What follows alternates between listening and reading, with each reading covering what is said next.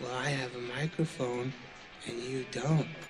So you will listen to every damn word I have to say! Welcome to the You, Me, and the Scene podcast, brought to you by Revival Recordings.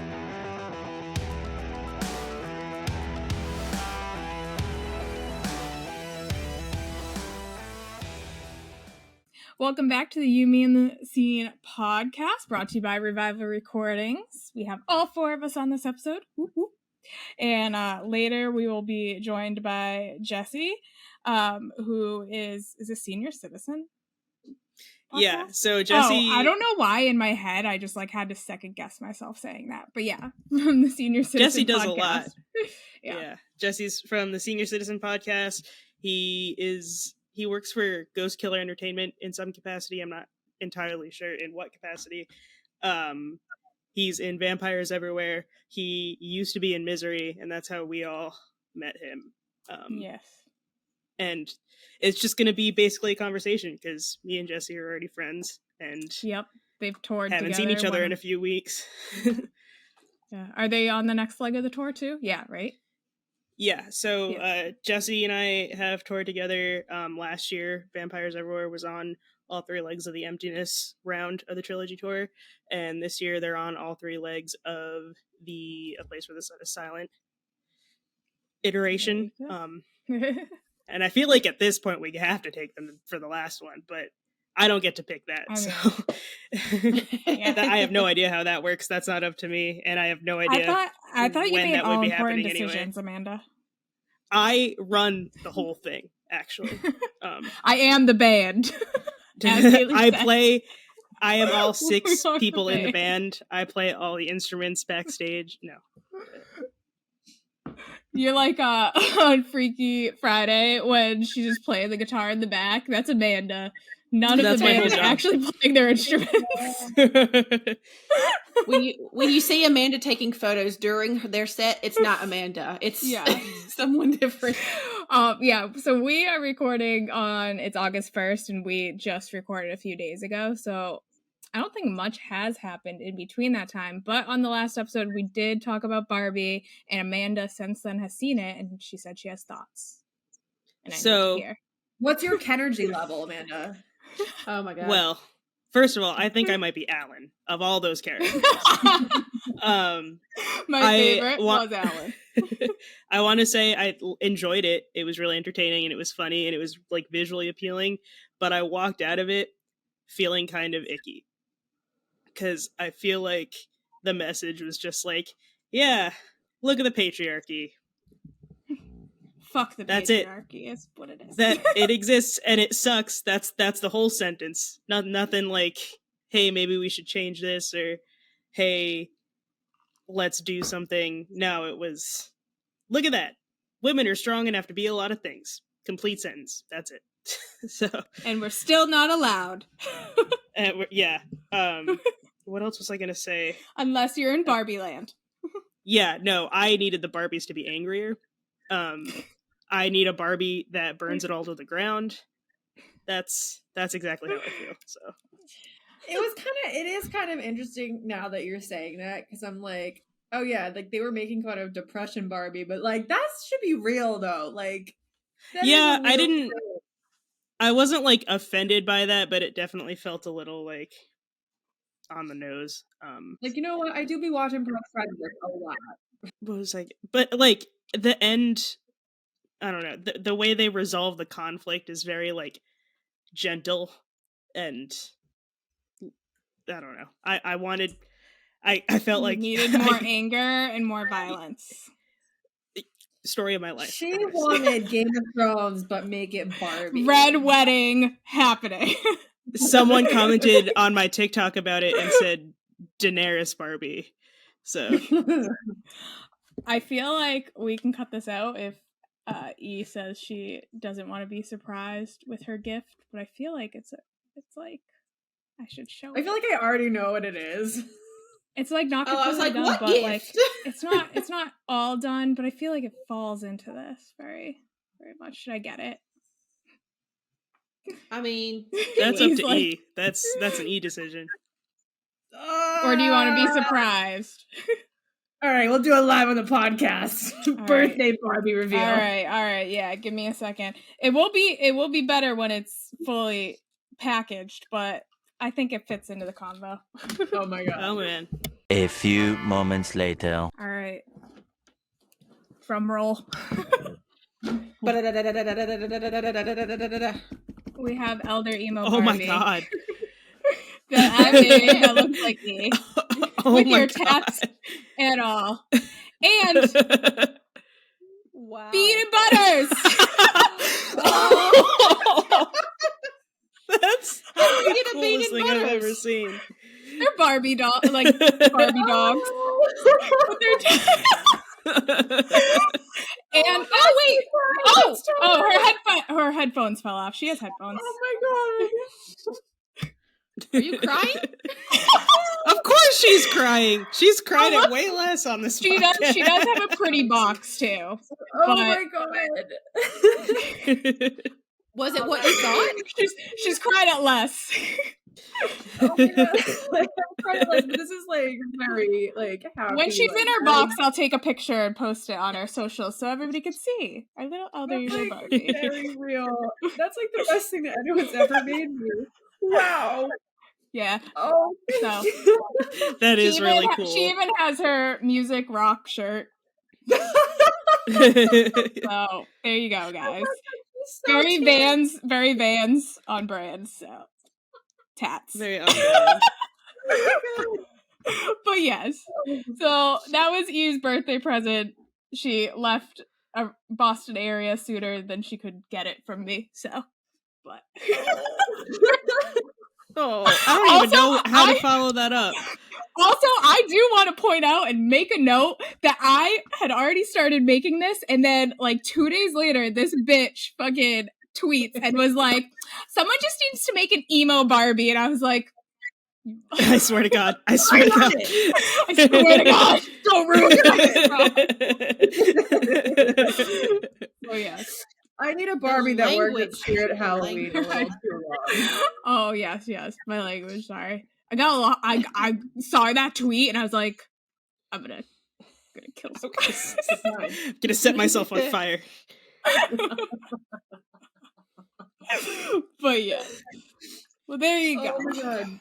Wow. Thank Well, you so I feel much. like that it might be a good stopping point to cut and then have Jesse come in, because what else are we even going to follow that up with?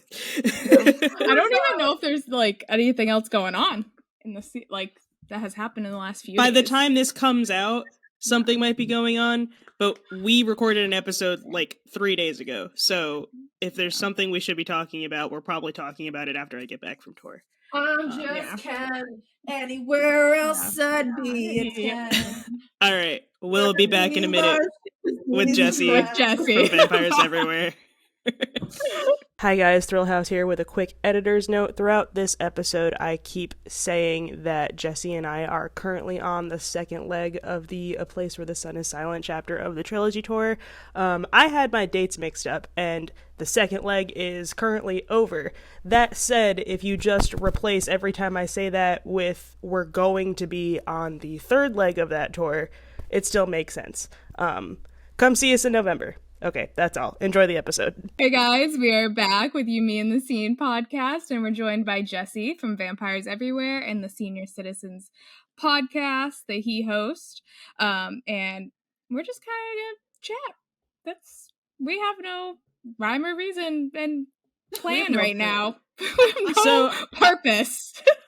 I mentioned I'm in. at the intro that you also work for Ghost Killer, but I didn't know in Oh, what yeah. capacity. If you want to elaborate on that a little bit. Yeah. So I'm their head staff writer. So any of like the interviews or most of the interviews that you read or a lot of the song reviews or album reviews, it's all me. Anything that is like more opinion based, like top 10 up and coming bands, usually me.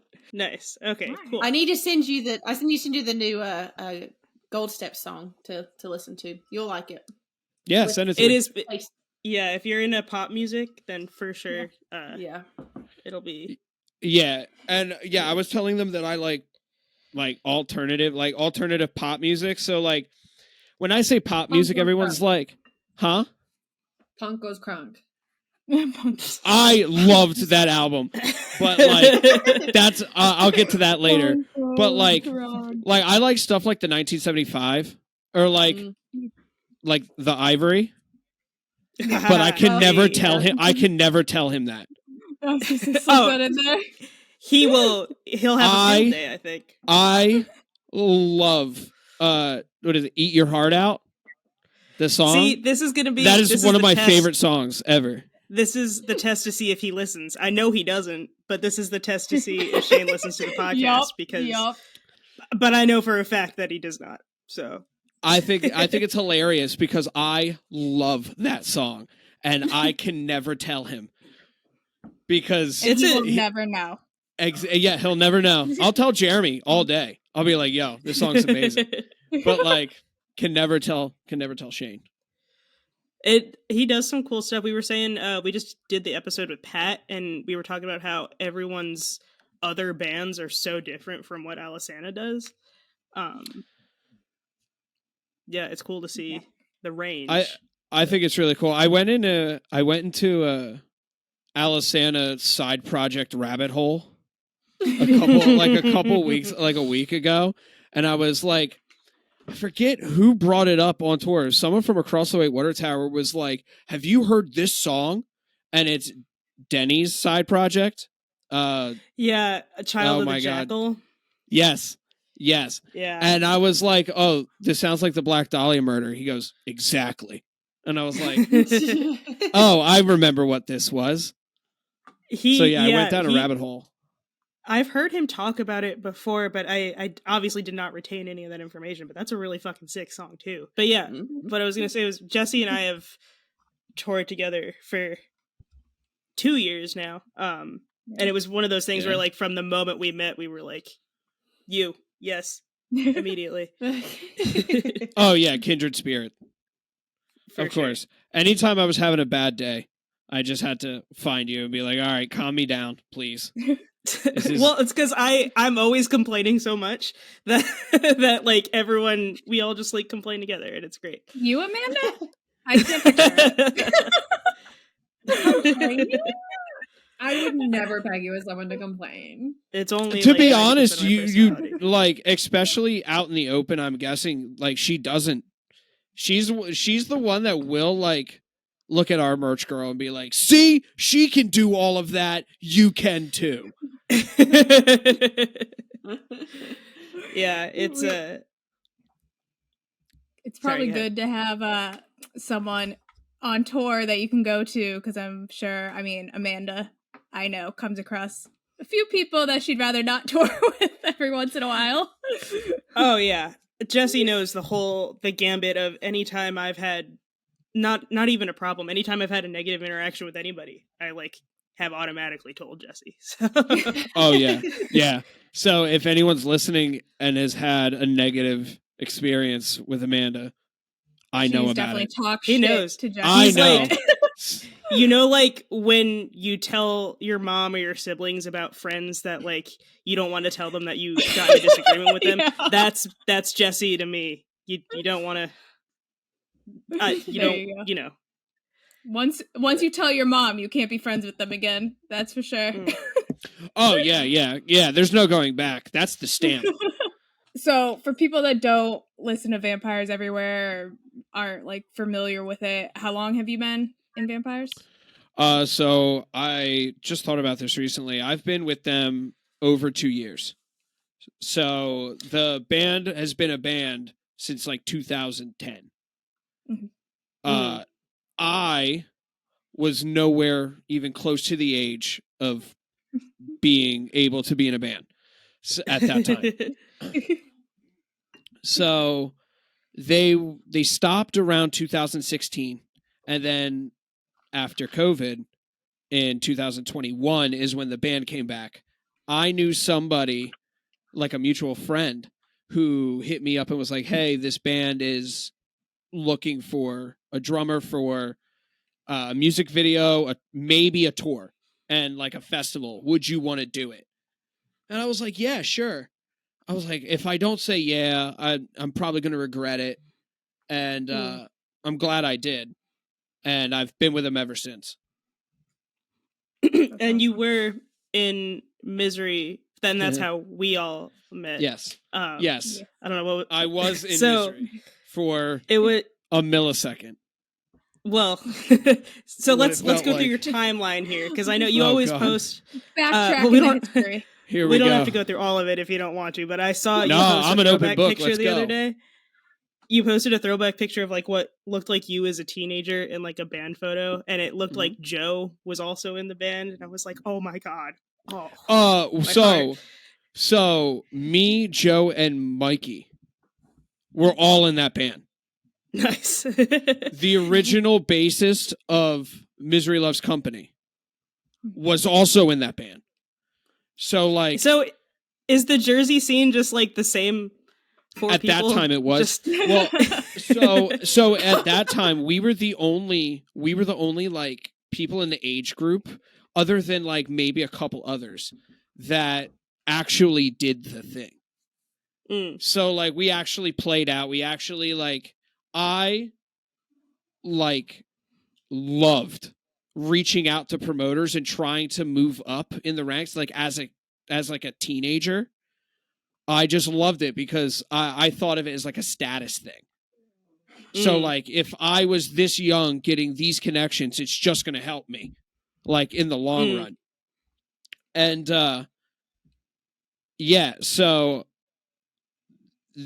the people that I had in my band were like the only people that could or would take it seriously at some point. And it was, at first, it was a revolving door. People think they're ready to try to take it seriously, and they're just not. Or they don't feel it after like a month. And you're like, all right, bye. But so I met Joe when I was 15. Oh. Yeah, I've known him for a long time, and I met Mike when I was like 14, 15 too. Little emos. Yeah. Little my emos. god. Little baby emos. Oh yeah. Cool. Oh my god, and that's so funny. So looking back on it, I always wanted to be the emo kid. Like that's just like who I was. I love the music, but I loved the style of like emo music, and I loved the style of like goth kids. There was like a MySpace famous girl who like grew up near me. And like when I mean famous, if you look up emo on Instagram on the GIFs, she's the chick with the green hair. So like, well, now I have to. Her name is Kelsey. And oh wait, no, I know exactly who you're talking about. Yeah. No, I knew, because me and Jesse are from like very close to the same like tri-state area proximity type of thing. So like I definitely knew of her at least. Yeah. So she grew up like right near me, and like her and all her friends, I was like, holy shit, like they look so cool. But if I try to do that, I'm gonna look like a poser. So I always wanted to be the little emo kid. With that. Like back in the day, it was like, well, you're not emo enough, and it was just like, what the? Which we've talked about. Yeah. There was these two girls in my high school that like really felt protective over dressing emo and seemed really offended that I also dressed emo and called me a poser all the fucking time. That's so weird. I remember having that moment when I was like 11 or 12 where I was like, I really like the way that people are dressing right now, and I want to be goth. And like that was I am goth. I remember where I was. I remember what I first got. I got like little hand gloves, and I was like, I am goth, and like wore them to like my sixth grade class. Do I need to bring the trip pants up again? Yes. Yo, we always need to talk about trip pants. I wore the trip shorts as pants. Yeah. As pants. I was in like second or third grade, and I had that stuff. But like somewhere between like when I was in like second or third grade, from like to like the beginning of high school, for somehow, like, I don't remember what the hell my identity was. Like, I don't remember who I was. Like, I don't remember what music I listened to. I remember before that because I remember who came into my life and showed me, like, Blink-182 and Him and, like, Sum 41 and bands like that. And then I have no idea. And then all of a sudden, I was, like, a metalcore emo kid. So did we all have, like, a gateway person like that? Yeah.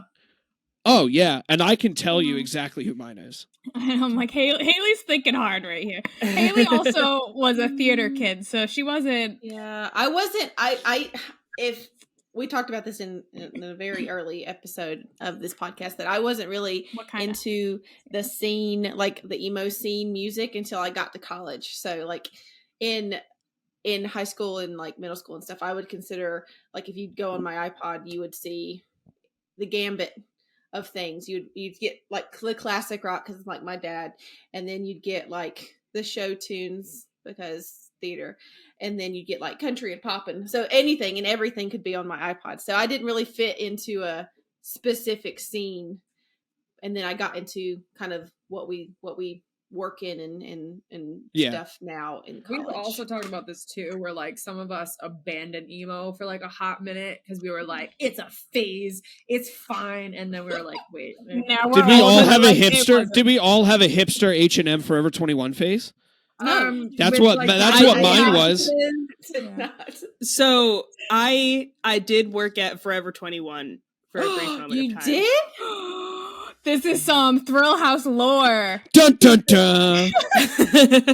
But that was like right before I started working for Revival. So like my hair was like bright red and like down to my ass. Yep. And, like I was very like, I was still very much emo, but more like, what's the word? Palatable emo. Yeah. But you know, I had a whole hipster phase where like I grew my beard out. I was wearing suspenders and like cardigans. Was it like a rockabilly or was it? No, no, it was like no, it was not. All right, all right. So, do you remember? All right. Does anybody remember when the scene just shifted somehow, and all of a sudden everyone stopped with the swoopy hair, and everyone started getting the comb over? Yes. Yes. I am thinking the Devil Wears Prada zombie EP. When all of them cut their scene hair and they dressed like they worked it for H&M. So everyone went from looking like they worked at Hot Topic to working at H&M. They just moved down the hall. To, like, that was a Tumblr. They did like go like a little boy bandish. Yeah, like everyone cut their hair. Everything was clean cut. Everyone had the big beards. All of a sudden, everyone grew the beards. Yep. So it was like City and Color just became a person. Like, that was me. So that was me. Like I was so artsy that I wanted to listen to like the sad indie music, but like go to a coffee shop and work on nothing. That's what being from Boston's all about. So that was my entire personality. For, like, yo, you guys knowing me now, like I used to rock blue jeans. Yeah. Blue jeans. Yeah, brother. Yeah, it wasn't like that. It wasn't the hell yeah, brother. We were yee-haw. Look. That's right. Yo, yeah, no. I was not in Pennsyltucky. Like, it was not. Yeah, no. Wrong type of blue jean person. Here's a question. I got a question for everybody. I'm sorry. No, go ahead. What was your gateway band? We all know a gateway person, but what was the band that you remember going, oh, okay, this is my life now? My entire iPod shuffle in 2007 was Green Day. All like 200 something songs was Green Day. And then the first two songs that were put on that iPod shuffle that weren't Green Day were Paramore. And it just snowballed from there. So those are good picks. Mine was definitely Fall Out Boy, and I just went all in. So we got 3 of the 4 big ones. Yeah. All right, we know E's. Come on. No, you don't. Dun, dun, dun. I remember, I remember where I was when I first heard it. Mine was Chiodos. Oh, you have said that, yeah. Cool. Yeah. This is gonna sound super weird, especially like having like worked with them before at this point, but I remember the first Chiodo CD I bought was Bone Palace Ballet, and I bought it at Hot Topic because I thought the cashier was super cute, and I just wanted to talk to him, so I bought the first CD I saw. Sorry, I know you have to wait for me. You remember at Hot Topic when they used to like have like it wasn't a turntable, but it was like a CD player, and they had like, it was a listening station. Yeah. Yeah. It was so cool. I want that back. Bring back listening stations. Well, maybe not in a post-COVID world, but. Well, now they have like the vinyl section, which I guess is kind of the equivalent, but also a throwback. Like, I haven't been to a proper Hot Topic in a very long time. Well, they're not proper Hot Topics anymore, so they're getting there. They're posting about Alisana again, so they're getting there. Okay. Yeah, I know. I want to hear Hayley's answer, but I also have a story after this. But I was gonna say I need to know Hayley's. This question was geared towards her. We need our theater kid to tell us. I guess the song that I guess got me it was a Bring Me the Horizon song. It was Sleepwalking, I think. I think it was the video. I think it was the video. Good song. Yeah. And then I went from there to Memphis Mayfire, and then I went down the Warped Tour rabbit hole. Yes, that's how I got here. Who was yours? This is who I am today, Jesse. So I never put two and two together that pop punk and metalcore are in the same scene. They're in the same umbrella. Mm-hmm. Like I never put that together because as a kid I was listening to like Good Charlotte, Sum 41, AFI, Yellow Card, Him, like those kind of bands. Back when like Hot Topic was the scary place to go. And the scary place. And I never put the two together that they're the same because later in life I got reintroduced to like metalcore, and the first band that like I fell in love with was The Devil Wears Prada. And then I saw Ask Alexandria's The Final Episode music video on Music Choice on demand. Yeah. And I saw Danny and I was like, I will do whatever it takes to be him. I'll do whatever it takes to be that guy. The Music Choice on Demand unlocked a core memory of the day that I found the Not Good Enough for the Truth and Cliche music video on Music Choice on Demand. And I watched it, no lie, like 25 times. I was obsessed with that song. And I just never looked back, I guess. I got a visitor. Oh my god. I have two. What's the names? So my gray cat, his name is Parker. And my black cat's name is Broccoli. Broccoli? Is there a story behind broccoli? Originally, it was Broccoli Lesnar. Oh, okay. I got you. Now it's broccoli cheddar. Broccoli cheddar. And then Parker B is Parker Baphomet, but Parker is named after the bride character from Insidious. The movie Insidious. I have it tattooed. Yeah. I definitely have seen it, but I am kind of a baby at horror movies, and I am in love with it. I'm in love with horror movies. I love horror movies. Ever since I was little. Like, I love horror movies, and mine is Insidious too. I love Insidious, but I'm like, I don't know if I would ever put that as like a true horror movie because it is more psychological than anything else. In my humble, I feel like psychological thrillers are still like scary movies in that genre. That can be scary. Yeah. The first time I ever saw Insidious, I took a girl on a date. I was like 13.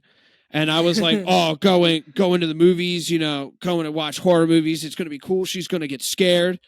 I ended up getting scared. And I took my friend because it was like a weird double date thing that you did in like 8th grade. Right. And we came out of the movie theater, we said goodbye, and he was like, "Hey man, can I stay the night at your house?" And I knew exactly why, but none of us admitted it. So we were like, "Yeah, sure." We ended up pulling an all-nighter. Yeah, right. But Insidious literally scared the hell out of me. So it is definitely up there as a horror movie for me. Nice. That's the typical thing, right? Going to a scary movie on your a date. Yeah. So you can hold your hands and blah blah blah. Andrew did this. Me and Andrew did this to me the first date. We went to see, what was the movie? Oculus. Which such a good movie. Yeah. We went and saw it, and then later on we were like, why do we do that? Neither of us really like scary movies. But we all know the reason why. We know the reason. I love scary movies. I literally a lot of my friends don't, but Brandon likes them. But when I lived in California and he lived here, is when one of the It's came out. I forget if it was the first or second, and I went to the movie theater and watched it by myself because I just was like, nope, I need to go watch it because I was so excited. My friends were like, "You're sociopathic." I have a story about it. We went to see the new version of it, not the second one, the first one. I had never seen it before. Yeah. I've never seen it. And I'm not really scared of clowns. But so we went to it, and Andrew's sitting next to me. And we're just watching it, and it's the very beginning, and the whole Georgie thing happens. Oh. And I literally was like for a good 5 minutes. And I was like just looking back and forth between Andrew and the screen, and I'm like, what is happening? It was Ice Nine Kills has a song about it, and I didn't see it until last October. Mm-hmm. And I also had that same reaction where I was like, wait, I should have known that something happened in Georgie, and I just did not. It just did not connect to my head, and I was like, oh my God. Yeah. I know I saw those movies, but I saw both movies on dates, I think. The first one and the second one. But first dates with two different people. So I can't remember who they were. So that shows how well those dates went. If you're out there, sorry. I also just happened to be listening to my podcast a few years later. If you're still keeping tabs on Amanda, we say hi. Hey, you never know. We could touch on the fact that we go back out on tour in 9 days. Yeah. Yeah. I'm so excited. I'm excited, but also I'm like, I'm never ready. I'm never ready when it's a week away. You know? Yeah. Oh no. Amanda's always stressing. Yeah. Hardcore. Yes. Yeah, constantly. It doesn't feel like tour until I see everybody. As soon as I see the rest of my band, I'm like, all right, this is sick. Here we go. Time stops. Nothing is real. Every day is Saturday. And then, all of my my real life problems and bills don't exist for at least 2 weeks. For 10 days. Yeah, for 2 weeks. A couple questions. So do they all live in Vegas or? So two do now. Before the band was generally based out of Vegas. That's where Michael lives. Michael and Rod are in Vegas. I'm in Pennsylvania, and then Brandon, the new guy, is in New Jersey. Jesse, what is your tour must-haves? What do you need when you're on tour? Great question. Alcohol. It's whiskey, right? It's Jack. Yeah, Jack and Coke. Yeah, that's our drink of choice. The whole band. Yeah, that's the best. Yeah, Jack. It's actually Jack and Coke Zero. That's the preference. Yeah, it's very weird. It tastes better than Diet Coke. So I've heard that. It's so good. It does. I'm addicted to it. Guy though, so yeah, gotta stay loyal. Yeah. Oh, trust me, we don't shy away from Got it. your DCs. Yeah, a crisp DC. How you doing? I'm gonna leave the random, like the phone and, my AirPods. The stuff you need normally. Of course. Yeah. The stuff I need normally to survive. Okay, so I'm pretty superstitious. And I have this little rock that my girlfriend gave me before a tour one time that I put in my pocket every show. And it started because I went on tour and it was like the first day was awesome. The second day I didn't have it on me and the beater of my kick drum flew off mid-show. Oh no. There's no way it should have. There's no way. Like the screw was still on, the screw was still in. I couldn't put it back. It was crazy. So from then on, I've always had it in my pocket every show. That's fair. That's entirely fair. Yes. And then baby wipes and makeup wipes. Of course. Same. Let's think. What you don't have to say Alisana. What's your favorite band that you've toured with? Okay, other than Alisana, because I said on my last podcast that they are. Okay. Right. I mean, how can you not? Like, okay, so the first tour was super sick, and then going back to and seeing them again and seeing all of you again and like watching them like perform now for the 34th time. Mm-hmm. Especially after all the memories and stuff and all the talks I've had and in-depth conversations I've had with everybody, it's literally like watching my dad perform. But like I have 6 of them. And I just sit there and I'm like, I'm so proud of this. Like, that's my dad right there. Look at them. But like, we were hanging out at So What Fest and we both had like the same moment of like, this is so fucking cool. It was so hot, but it was so cool. All right, other than Alisana, who's my favorite band that I've ever toured with? Let me. Oh, Palisades. Oh, nice. Totally. Palisades. Oh, nice. I love Yes. Palisades.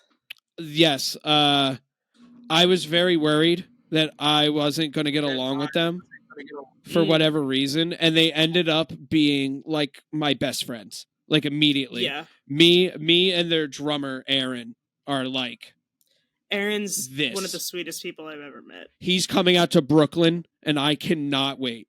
I'm so excited. My mom's probably coming to Brooklyn. I met your dad.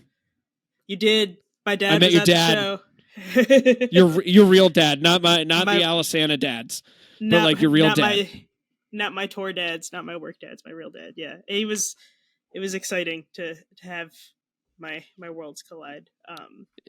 But yeah, I always end up getting, because for whatever reason, all of our direct support bands the past few years have not had merch people, so they run their own merch. So I, by default, get pretty close with their bassists because their bassists always run the merch. So like Matt from Palisades, Jordan from Picturesque, like, and now I'm assuming me and Chris are going to be pretty tight by the end of all this from Limbs. But yeah, it's just always I always end up tight with the support bassist. Amanda. Yes. You have the dentist tattoo, correct? I do have the dentist tattoo. Yes. The dentist tattoo? Did you tell him? We'll go into it. Did you tell him before you got it, or did you rock up with it and just, Denny, show it? I confirmed with him. There was a moment on the first round of the trilogy tour where I sat down with him and said, hey, I think we've gotten pretty tight. How do you feel about officially ruining my life?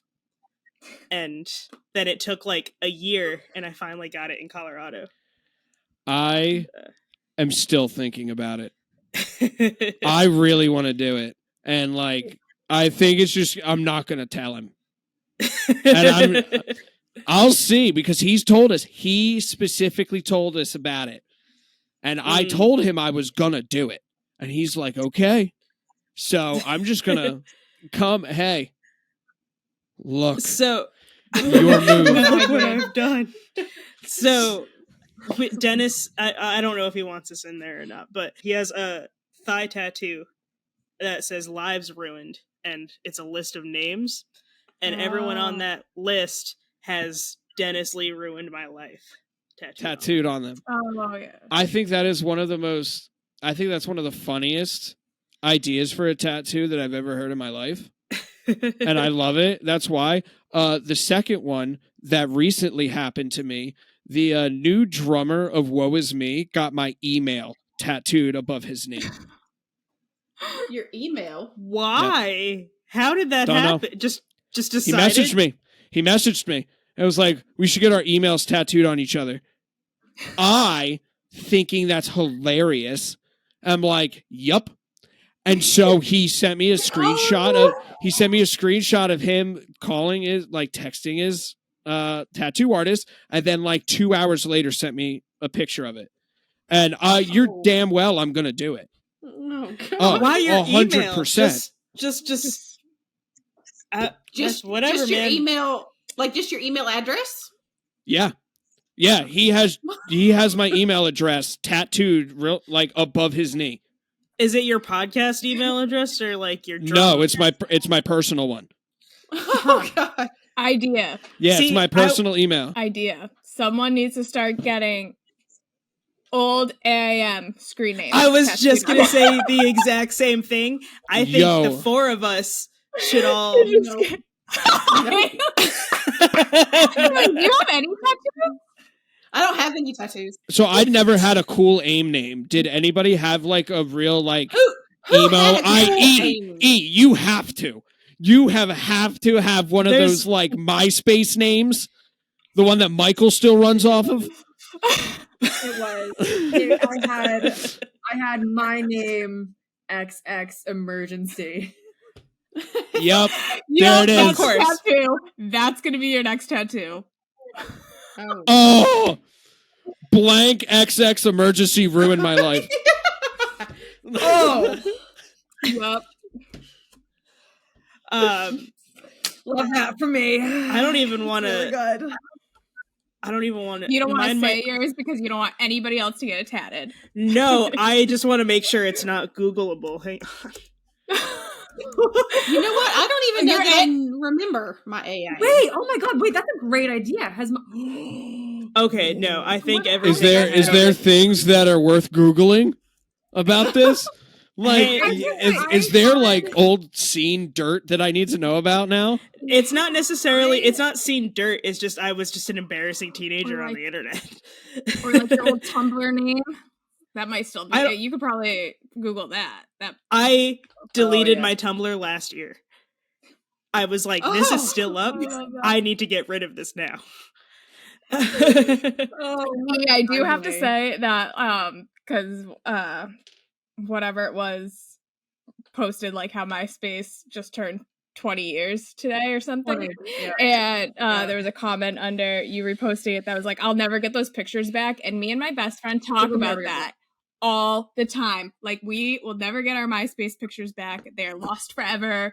Like, they were on there and there's no way to get them. Have you tried the Wayback Machine? No, what is that? It's like an archive. It's an internet archive website. It's like an archive website. So like, there's I know for a fact for like popular bands. So like, let's say Alisana. There's a website that'll have like their page and posts from like 2008 on their MySpace, and you can just like look it up, and it pops up like they posted it yesterday. My problem is that MySpace, mine was always private, so I don't know. Oh, then never mind. You're probably not. I even back then, I was a responsible child, and I kept all my socials private. Okay. My parents. What if the website has since been like defunct? Like, what if I want to look up my old Vampire Freaks? Oh, I don't. You probably. I mean, you could try. I think it's called the Wayback Machine. Wayback Machine, something like that. Yeah, all the more reason for me to not tell you what my MySpace scene or whatever the fuck names were. Now that we talked about the Wayback Machine, I'm not telling y'all shit. I was super MySpace. I was so good at HTML stuff and coding. And I was like breaking rules to like, because I was like, oh, you can't hide all of your friends and you can't hide your bio, but like if you do these certain things, remember, you can get away with it. Yes. Yeah. And then I also had like a fan fiction MySpace, which we're not going to talk about too much. But like, drop who it was. You had a Finsta before Finsta was a thing? Yeah. It was like, I was going to say, oh my God. It was and Did you have Pete and Mikey Way fanfic? Oh, damn. Oh, Pete Key. But it wasn't just me. It wasn't just me. It was like a business, like it was like this was bigger than me. Man, look at her trying to divvy up the weirdness. She's trying to be like, hey, there's other people. I haven't thought of their names yet. But I mean, I can start naming them off for you, but like, I'll give them their privacy. I'll just embarrass myself. Oh my God. There was a lot. I'll put you out of your misery. I wrote fan fiction as well when I was younger. Wow. Really? It was so plot twist of the century. Let me tell you. All right, Hayley. She was holding that in. I'm gonna throw up. The fanfic that I wrote and like actually put out there for people to read was, now this isn't band related. It was Twilight related. I literally in my head was like, tell me it's fucking Twilight. But knew it. I know. But I on the other hand, and I was like, I'm gonna see where this goes. But on the other hand, me and my sister would write what was called one shots. And, chapters? No, so it was like we based it off of a song, right? She'd give me a song and a person, most likely in a band, and you'd write a story out through the song, like basically kind of like a music video type thing, but like a storyboard. No, you didn't draw or anything on it, but you just wrote a story based on the song about the person, and then you included my sister in it. And then that would be, I would give it to her to read later on, and then she would write one for me, and vice versa. That's some twin shit interesting. Right there. I still have them. My best friend in high school used to do the same thing. I know. It was a thing. It was, and she was like really good at it too. I don't know if she would ever listen to this, but she has a real grown-up job, and I'm gonna protect her identity. But she was a really good writer in general, and now she's a pharmacist. So yeah. I mean, the like writing going back to the fanfic, writing it. I actually have written my own storybook, whatever you want to call it. To put out there for people to read, but it's fun. It got me into writing. So there you go. Yeah. Follow all the trails. Jesse, did you ever write fanfiction? Never. Jesse's just been watching this all unravel. Never. And what's great is I've read some crazy fanfic. I didn't do crazy fanfic. Have you ever read fanfic of somebody that you now know? Yeah. Ooh. Yes. I have read the Vampires Everywhere fanfics. There's vampires everywhere. Oh yeah. Oh yes, there are. Oh my God. I know what I'm doing the rest of the night. That's actually one of the first things that we did when I was around the band. That's actually hilarious. We talk about this. It's just all so when I was fresh, I was the green. I was so green. I'm out. It was right before playing our first show together. We're out to dinner in Vegas somewhere, and we started talking about their 2012 era. And he was like, "Yeah." He's like, "I remember reading some crazy fanfic out there." And then we were like, we should look this up. And oh yeah, it's still there, and it's wild. Oh shit, I need those links, dude. If I'm not mistaken, there's one of Michael and Ronnie Radke.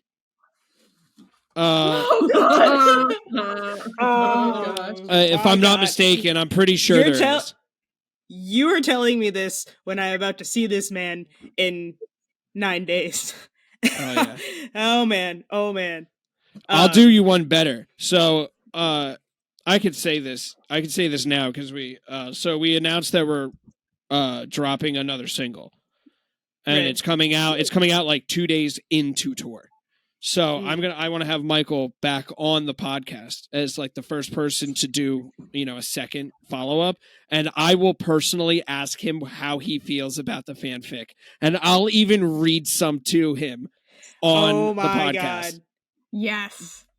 We will post about that. Oh, can that be a thing now? Can we just be like, so we searched your fan fiction and we have a few things to ask. Plot twist. It's just Hayley writing fanfic about all of your guests. Yes. Oh, God. Hey, we found this fanfic deep in the web. No, you didn't. Oh my God. You were sent the link. It was internal. The call's coming from inside the house. That was a perfect end to the conversation, I think we have to have the title something with fanfiction. Like it has to be something. You mean the scene fanfic featuring the senior system. By the time this episode comes out, Jesse and I will already be on the Courtney's like crying. I think the fucking like just the fanfic, the Twilight fanfic into this is just so like on brand of this whole thing. I couldn't. Oh man, from vampires to old scene lore to tour, this had it all. I'm so glad that I'm here. I even plugged the single. I'm a professional. You guys need to catch up. By the time this episode comes out, Jesse and I will already be on the second leg of the second chapter of the trilogy tour. It's all East Coast. We'll put Alisana's link tree in the description so you can get tickets and VIP. Jesse, now's your time to plug everything you do. Yeah, so come and see Amanda and I on that tour. She already plugged that. I'll be there. Go over, follow me on all social media, like, share, subscribe, because I have to say that. And then, listen to my podcast, the Senior Citizens Podcast. You can listen to it on Spotify. Awesome. Yeah. And y'all ready to do some songs of the week? Yes. How unhinged are we going? What? You're always unhinged. Do whatever you... I gotta say, mine is pretty hinged, pretty on brand this episode for me. What is it? Hang on, let me make sure I got. I got mine. Right. Okay. Yeah, Jesse, you go first. Yeah, it's actually I couldn't get it out of my head today. Now it's good. Why? Okay, so the song is called "Rewind" by the band Jet Black. Wow, "Rewind" by Jet Black Alley Cat. We've actually talked to that them band before. I love them. Band. Yeah. I love them. They are a very good band. My song of the week is my song of the week is "You're Obviously in the Wrong Place" by a band called Harm. They're semi-local to Raleigh. I think they're technically based in Durham or Chapel Hill. Regardless, they're North Carolina. They're very good. They're pals. My friend Ernest plays guitar. They just put out a record, I think either last week or the week before. And it's very good, and y'all should check that out. Very cool. Haley, go ahead. So I'm gonna say one that I listened to for the first time ever today. Corey Asbury, and the title of the song is "These Are the Days." My mom sent it to me, made me bawl because it's about taking advantage of the time you have with your kids when they're young, and I bawled my eyes out while I was holding Thea. I was like, I told my mom, I said, "Thanks for making me cry." So shout out to my mom for making me cry today. It's fine. Oh God. What's yours, Courtney? Mine is "Summer Clothes" by the Wonder Years. I'm going to see them next month on the 10-year anniversary. Anyway, bring us home. E, go ahead. Mine's Mine's called Hoochie Daddy Season. Oh my gosh. I do know that song. Soup cooler. I do know that song. And it's a solid song. And that's a solid pick. Season. Good songs of the week. Good episode. We are rapidly losing control. Yes. Not okay, but I did not bring it together, okay? I did not make this better. Hey, it's fine. It's okay. This episode is brought to you by ADHD. 5-inch inseam. By 5-inch inseam. All right. See y'all in episode. Well, we'll see you on the next episode. Okay. All right. Goodbye. Bye. Goodbye. Thanks for tuning in to the You, Me, and the Scene podcast. New episodes are released every other Monday.